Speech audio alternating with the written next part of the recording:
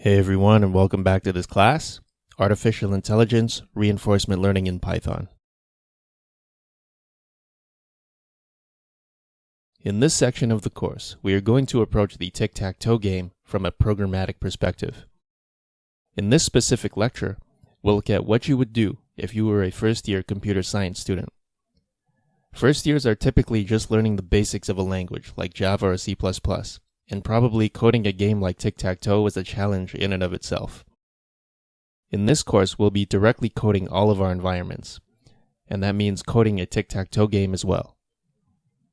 It helps to understand the overall picture if you understand in detail every part of the system. In our case, that includes both the agent and the environment and any code that interfaces between the two.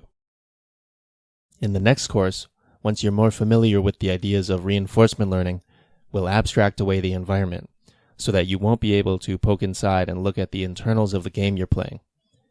In a way, this is kind of like playing the game in God mode. So in this lecture, we are sort of looking at how you would play tic-tac-toe in God mode. You know everything about the game. You know how to play so that you never lose. Now, it's possible to enumerate all these rules, but we won't since that's not what this course is about. But I want you to at least consider what they might be. For example, if the board is empty and it's your turn, you want your first move to be either at the center or in a corner. Another rule might be, if your opponent has 2 pieces in a row, you want to put your piece down to block theirs so that they don't get 3 in a row. Another rule is that, if you see 2 of your own pieces in a row, and it's not blocked and it's your turn, you should complete the row so that you get 3 pieces in a row so that you can win the game. So what does this look like in code? Essentially, it would be a bunch of if statements. What's the problem with a bunch of if statements? Well, it goes against the whole idea of machine learning. That is, we want one algorithm that can generalize to many problems. Just like how we can use a neural network for classifying pictures of animals, but we can also train that same algorithm to classify music. If we write a tic-tac-toe agent made of if statements, that program will never be able to do anything other than just play tic-tac-toe.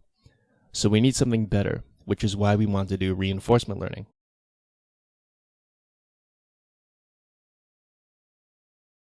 One important aspect of this is that we have a model for how the game works. We know everything about tic-tac-toe. We know what state leads to the highest reward, or in other words, any state where you have 3 pieces in a row, you get a reward, which is winning the game. Otherwise, you lose or get nothing. We know how to transition from one state to the next.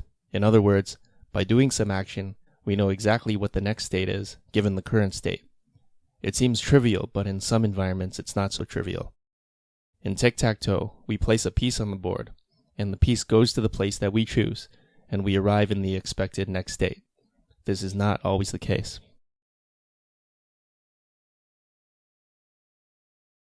These ideas will come into play later, but I would recommend you start to think about them now.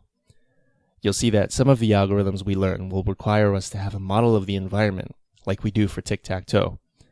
Other algorithms won't require us to know anything, and we'll just explore the world and take in the information as we go along.